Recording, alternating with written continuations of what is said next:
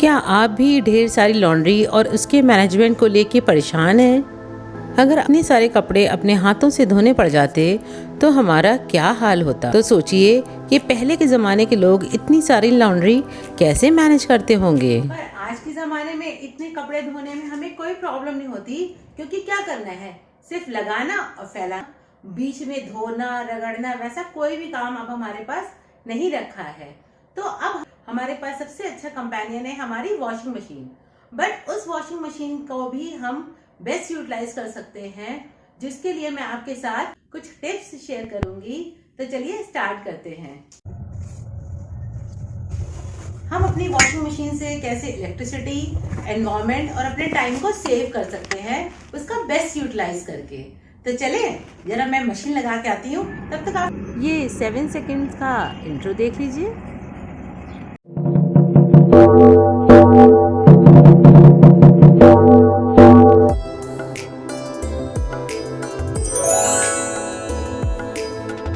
पहली टिप है washing machine की प्रोटेक्शन से रिलेटेड। अगर आपकी वॉशिंग मशीन नई है तो उसके जॉइंट्स में इस तरह से चौड़ा वाला टेप लगाकर उसे प्रोटेक्ट कर लें।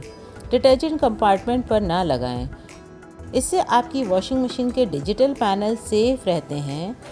इस टिप को फॉलो करने से आपकी वॉशिंग मशीन की लाइफ भी बढ़ती है और बार बार जो रिपेयरिंग में पैसे खर्च होते हैं उनकी भी बचत होती है। अगर वॉशिंग मशीन पुरानी भी है तो उसे अच्छे से सुखाकर फिर उस पर टेप लगाएं। डिटर्जेंट पाउडर कितना यूज़ किया जाए, मेरी अगली टिप उसी से रिलेटेड है। ज़्यादा वॉशिंग पाउडर यूज़ करने से आपके कपड़े ज़्यादा साफ़ होंगे, यह सोचना बिल्कुल गलत है। जब हम रिक्वायरमेंट से ज़्यादा डिटर्जेंट पाउडर का इस्तेमाल करते हैं तो वो साफ़ नहीं हो पाते और इसके जो अवशेष रह जाते हैं उससे कपड़े डिस्कलर होके स्क्रैची हो जाते हैं, जिससे बार बार खुजली महसूस होती है। कपड़े तब साफ होते हैं जब वो आपस में रगड़ते हैं, पर जब हम बहुत ज़्यादा पाउडर का यूज़ करते हैं तो उसमें एक चिकनाई सी आ जाती है, जिससे कपड़े साफ नहीं होते और उन्हें बार बार धोना पड़ जाता है। क्वांटिटी के बाद बारी आती है डिटर्जेंट पाउडर के बेस्ट यूटिलाइजेशन की। अगर हम इस तरह से वॉशिंग पाउडर को उसके सेक्शन में डालते हैं तो पानी की धार के कारण पाउडर उस सेक्शन की सीलिंग पर इस तरह से चिपक जाता है, जिससे कपड़ों की प्रॉपर क्लीनिंग नहीं हो पाती। तो इससे बचने के लिए या तो आप पहले से ही पानी में डिटर्जेंट पाउडर को घोल के रख लीजिए,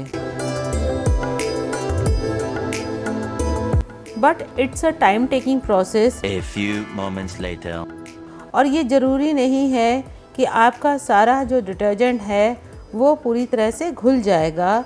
जब आप उसको वॉशिंग मशीन में डालेंगे उस घुले हुए डिटर्जेंट पाउडर को, तब आप देखेंगे कि आपके मग में भी कुछ रेसिड्यूज़ रह जाएंगे। तो इसका दूसरा ऑप्शन है लिक्विड डिटर्जेंट। बट मैंने कोरा में एक बड़ा अच्छा आंसर पढ़ा जिसमें लिखा था I feel like buying water and detergent, और वो भी इतना महंगा। तो इतने सारे कपड़ों को धोने के लिए बिना कंपार्टमेंट का इस्तेमाल करें। हम किस तरह से कपड़े धोएं जिससे हमारे पैसों की भी बचत हो और कपड़े भी साफ धुलें। तो इसके लिए मैंने एक ट्रिक लगाई, वो ये है कि जब आप अपना लोड कपड़ों का लगा लें उसके बाद थोड़ा सा गैप करके वॉशिंग मशीन के सेक्शन में ही आप सीधे पाउडर डालें और उसे इस तरह से किसी कपड़े से कवर कर दें। अब आप अपनी वॉशिंग मशीन को स्टार्ट कर सकते हैं। मेरी अगली टिप है मशीन की सेटिंग से रिलेटेड। आप क्या कभी अपने वेदर के हिसाब से मशीन की सेटिंग को चेंज करते हैं? जब भी तेज गर्मी हो, बहुत तेज धूप हो, तब आपको वॉशिंग मशीन के टेम्परेचर की सेटिंग को कोल्ड पर रख देना चाहिए और स्पिन को भी कम कर देना चाहिए, क्योंकि जब आप कम टेम्परेचर का इस्तेमाल करते हैं तो आप ना सिर्फ एनवायरनमेंट को बचाते हैं बल्कि अपने पैसे भी बचाते हैं। क्योंकि ज़्यादा गर्म पानी के इस्तेमाल से आपके कपड़े डिस्कलर तो होते ही हैं और उनके दाग परमानेंट हो जाते हैं। और जब बहुत ज़्यादा धूप हो तो बहुत हाई स्पीड पर स्पिन भी नहीं करना चाहिए, नहीं तो इस तरह से कपड़ों में क्रशेस पड़ जाते हैं जो देखने में भी अच्छे नहीं लगते। तो अपनी वॉशिंग मशीन की सेटिंग को आप हमेशा वेदर के हिसाब से चेंज करिए और जब बहुत ज़्यादा गर्मी हो तो कम स्पिन और कम टेम्परेचर का यूज़ करके सिर्फ पैसे ही नहीं अपने कपड़ों की भी लाइफ को बढ़ाइए। अरे वाह, आपने चैनल को सब्सक्राइब भी कर लिया। कपड़ों की ज़्यादा अच्छी सफाई के लिए हमें उन्हें भिगोना चाहिए, यह मस्ट है। क्योंकि हमने डिटर्जेंट पाउडर वॉशिंग मशीन के अंदर डाला है तो थोड़ी देर कपड़े चलाने के बाद स्विच ऑफ करके उसे इस तरह से भीग जाने दीजिए। इससे वॉशिंग पाउडर पानी में अच्छे से डाइल्यूट हो जाएगा और भीगे हुए कपड़े धोने पर किसी तरह की पाउडर वाली सफ़ेदी के बिना कपड़े क्लीन हो जाते हैं। मेरी अगली टिप है वॉशिंग मशीन के लोड से रिलेटेड। वॉशिंग मशीन के इस्तेमाल से हमारी लॉन्ड्री का काम बहुत आसान हो गया है। बस इस टेक्नोलॉजी के साथ हमारी रिस्पॉन्सिबिलिटी भी बढ़ जाती है कि हम वॉशिंग मशीन का इस्तेमाल थोड़े थोड़े कपड़े धोने के लिए ना करें, क्योंकि जितनी बार हम वॉशिंग मशीन का इस्तेमाल करेंगे तो इलेक्ट्रिसिटी और मनी का तो वेस्टेज होगा ही होगा, साथ ही साथ बार बार डिटर्जेंट यूज़ करने से वाटर पोल्यूशन भी बढ़ेगा। तो इसके सोल्यूशन के लिए जैसे मैं करती हूँ आप भी वैसे कर सकते हैं। वॉशिंग मशीन में कपड़े फिल करने के बाद उसको 5-10 मिनट चलाकर वॉशिंग मशीन का स्विच ऑफ कर दें। कुछ सेकंड्स के बाद जब आप ढक्कन खोल के देखेंगे तो चेक करेंगे कि अंदर अभी भी स्पेस है, क्योंकि सूखे कपड़े ज़्यादा स्पेस लेते हैं और गीले होने पर वही स्पेस हमें मिल जाती है। तो उसमें 2-3 कपड़े और रिफ़िल कर दें। जैसे यहाँ मैंने ये ग्रीन बेडशीट और एक्स्ट्रा ऐड कर दी है। इस तरह से जब आप विंटर में भी लोड लगाएंगे तब आप देखेंगे कि आप 2-3 कपड़े और अपनी वॉशिंग मशीन में ऐड कर पाए।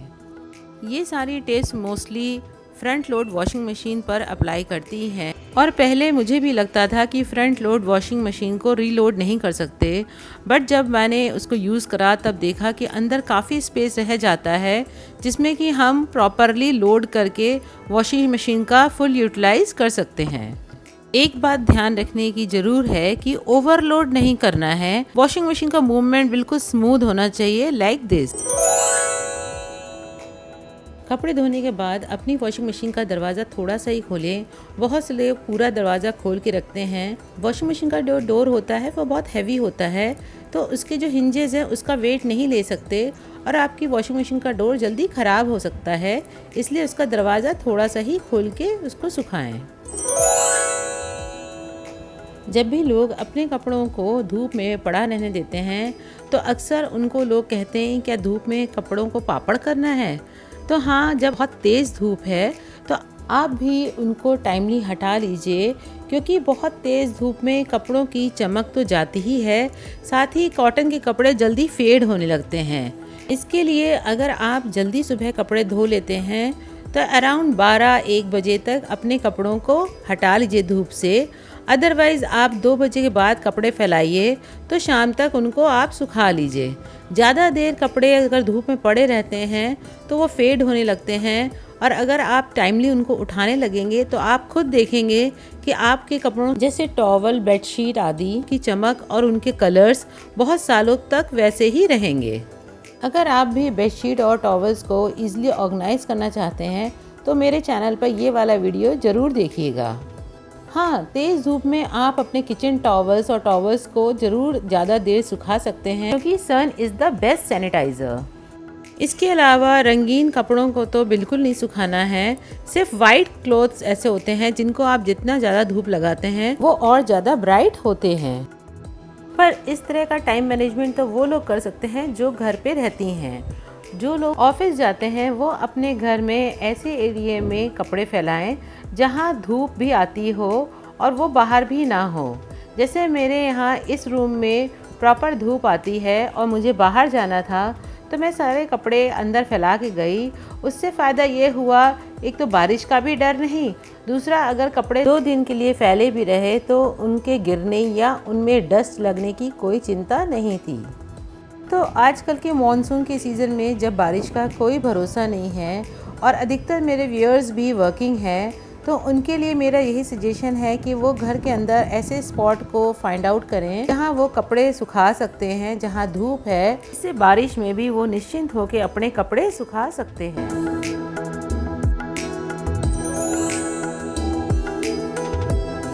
कपड़े धोने के बाद उसको फोल्ड करना भी एक बहुत बड़ा काम होता है और उस काम को भी कुछ हद तक कम किया जा सकता है, वो भी इस तरह।